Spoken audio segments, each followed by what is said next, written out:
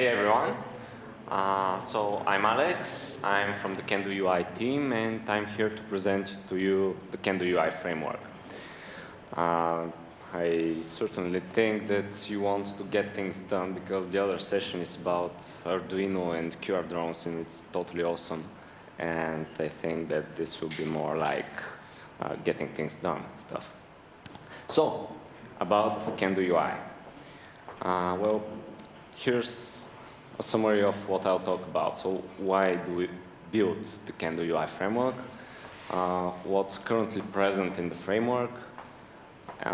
Then we'll do a quick demo of some of the features. Then we'll talk about the future, and after that you'll be allowed to ask questions. So, why Kendo UI? It's a framework, and there's plenty of them around. And you might have noticed that there's one for everything. So here's a quick list of some of randomly chosen, very popular frameworks. There's everything, like there's a taxonomy of features, like there's frameworks about templating, and there's quite a lot of them. And there are also components like jQuery UI, which doesn't have a grid and chart. And there are different plugins that are providing such functionality. And if you do a large project and you want all of this, like templating and UI widgets and charting and grids, what do you have to do? You have to pull out different versions of these frameworks, and there might be incompatibilities, there might be different licensing models. There's quite a few things that might go wrong, and that could really burden your work. So we have a non-unified framework, so there's a framework for all of these features, but they are not in the same place. Most of these frameworks are written by really smart and talented individuals, but they don't really have a roadmap that they follow, and now, some of them do, but most of them don't. And of course, there's the support part of it. So if you want support, you have to purchase it most commonly from a different company. That, for example, for jQuery UI, you have to purchase the support from Mapento, which is a great company, but it's still different persons who are not writing all the codes in the jQuery UI. So if you have a professional project, you usually don't want to risk anything, and you don't want to waste your time fixing other people's bugs in the components. So we had a talk about 1 hour ago with the guy. He told me we're using that tree view plugin, but we had to fix other people's code in order to get our application going. So that's a problem. And our intent with Kendo UI is to go from this to this. So one framework, one unified, that contains all the functionality you need for your next application, with support and with predictable schedule. And let me delve in these things. So we haven't missed a release in the last 3 years at all. So we say it's one release, 4 months, that's it, we ship. Another thing to notice, Telerik, the company I work for, is worldly renowned for its support. So you get support from the developers of the frameworks that you use. You you submit a bug, gets fixed. And that's 24-hour support, so you get it on the next day at most. So let's delve into some technical stuff. So what is Kendo UI? Kendo UI is a framework built on top of jQuery, and well, we use a lot of HTML5 features, but like new tags. but also new JavaScript APIs that have come with the HTML5 movement, and also quite a lot of CSS3 features. So we've hit the buzzword bingo, let's say. And after all, we target to create a unified framework that contains all this stuff. So what are the components of this framework? So firstly, we have UI widgets. There's currently 13 UI widgets, and we plan to add plenty more. Most notably, we have a fully functional grid and a chart right now. We're improving the chart to support pie chart with our next release, which will be next week. We also have a data source, which abstracts away all the data operations. So we have a data source that pulls data from XML or remote services, or perhaps in the future from, I don't know, anything. And it abstracts the sorting, the filtering, the grouping of this data for all other parts of the framework. This is a single point of failure. If you have a problem with your data, you know it's the data source. We also have templates, which we spent quite a lot, quite a lot of time in JSConf, making them really, really fast. So let me show that. So this is oops. That's not visible on the screen. Fuck it. Okay, they're fast. So next, what are the benefits of this framework after all? We want to have a unified framework that has less glue code. So each component of the framework knows about the other components. And this means that the grid will know about the data source, and you simply attach the data source to the grid. You won't have to write any code that merges the two. And also the grid can fully understand templates and the templating language. It's built for speed, which you didn't see, but I'll be sure to show it to you at the booth downstairs if you come and visit us. It's familiar to jQuery devs because our APIs are really close to the jQuery development model with chaining, and each widget is simply a plugin, a jQuery plugin that can extend your HTML. We've got an aggressive roadmap, as already said, and they're supported. So let's do a demo. The source of the demo is available at GitHub, and that's a short URL for that. And here it is. So that's a basic page that uses the Kendo components. So we have a HTML5 doc type, etc. We've got two style sheets, one that handles all the positioning and layout.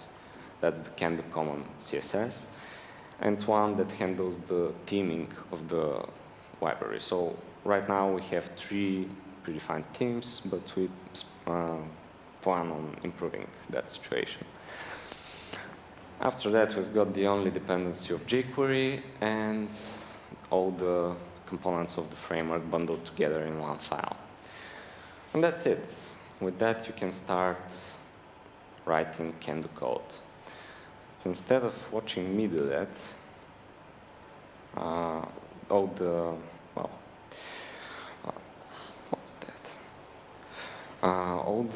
code is stacked on GitHub, so let's get the next stage. That's the boilerplate that you already saw, so we need a data source. We'll do a binding to Twitter, to the search API of Twitter. So here we have the data source. As you can see, we instantiate the data source on line 15. It's in the Kendo data namespace, and it has 3 notable components in it. So we have the transport, which is how the data travels between the server and the client. Secondly, the schema, which interprets the results when the data comes from the server. And the last one is a change event, which is so fired every time that the data source is filtered or sorted, or when new data arrives. So the transport supports also CRUD operations, but in this case we need only to query the Twitter API. So here's the Twitter API, and we search for the JSConfEU tag. So how does that look in the browser? It's like this, nothing actually, but the data is walked to the console because that's what we do in the change event. This view is actually a method of the data source that represents all the data that has come from the server. So the next step would be to instantiate a grid that is bound to this data source. Let's skip to that step. It's tagged grid. And here we have it. So we just create a div element and append it to the body and call the Kendo grid jQuery UI,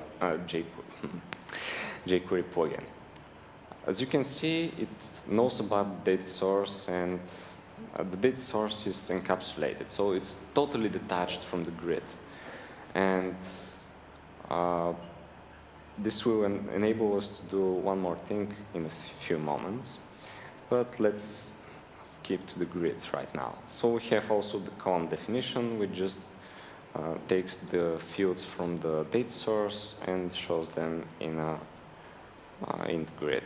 So how does this look like? Oh, it's like that. Great. You can see also the templating. Yeah, we're fastest. Yeah. So we have a grid. And, well, it's not much. So the next step would be to use templates in this example. So let's get them from Git. Git check out templates.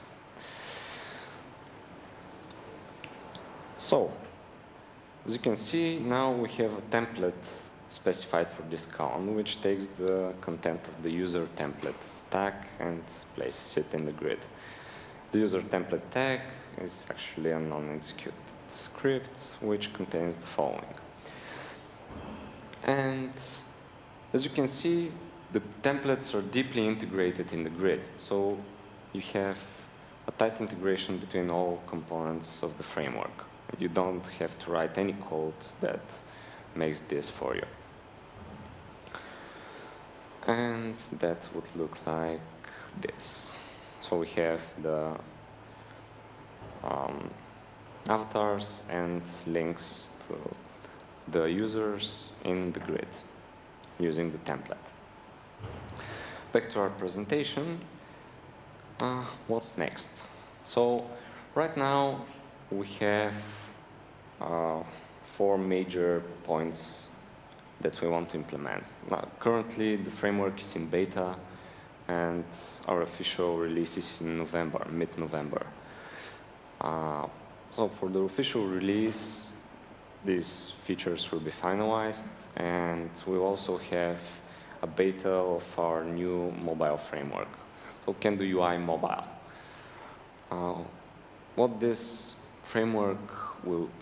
What our idea of this framework is that you can get, you'll be able to get a native-looking UI for each device. So when you code your application once, and when your users go to the website you've coded, if they're using an iPhone, they'll get an iPhone UI.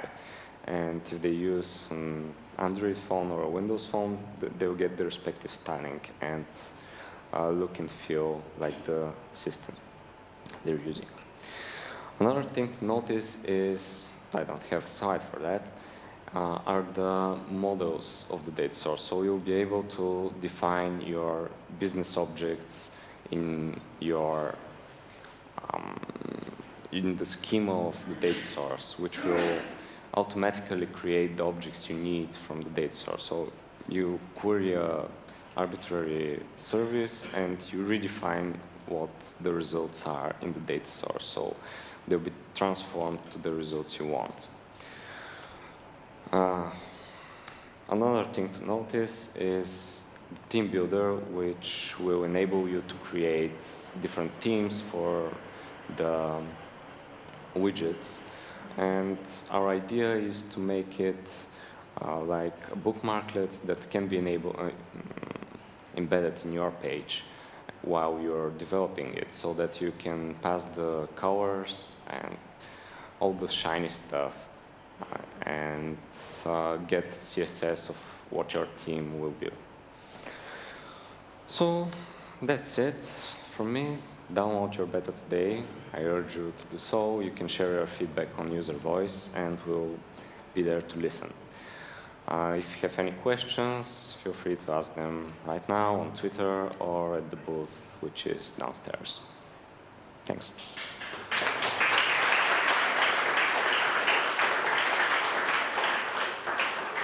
So, any questions? Yes? How big is the library and size of JavaScript code you got to download? Let's see that. I'm not really sure, actually.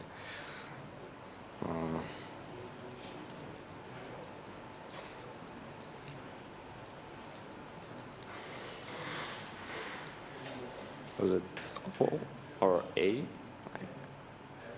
Okay. L, yeah.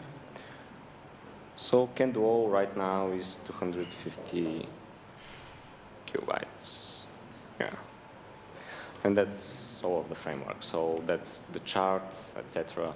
We plan on creating a way to specify which components you need and bundle it up, much like most frameworks out there. Thanks. Yes? Yes, I took a look at it earlier, and I like the data source, but one thing I was kind of missing was something like models and identity mapping. Haven't you run into a need for those in your own application? So the question is models, are we going to use models? You get data from the data source, but many times when you're building MVC-style apps, you also want this data to be modeled by some kind of class or whatever. And you also want some kind of mapper that makes sure that you don't get multiple instances of the same piece of data that is supposed to be the same data. You know what I mean? I'm not following, sorry.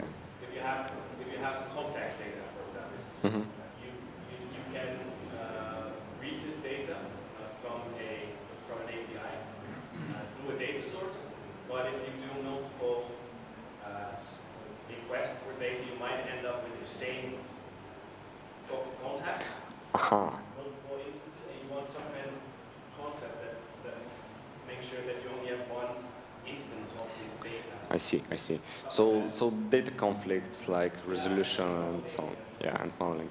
Well, I'm not the one who works on that, so I'm not really sure about that, but I know that two of our team members are constantly working on some resolution of such conflicts. When you, for example, when you edit data, that the data is consistent between the server and client. So, but it's pretty magical for me. So yeah, I have no idea how. Yes.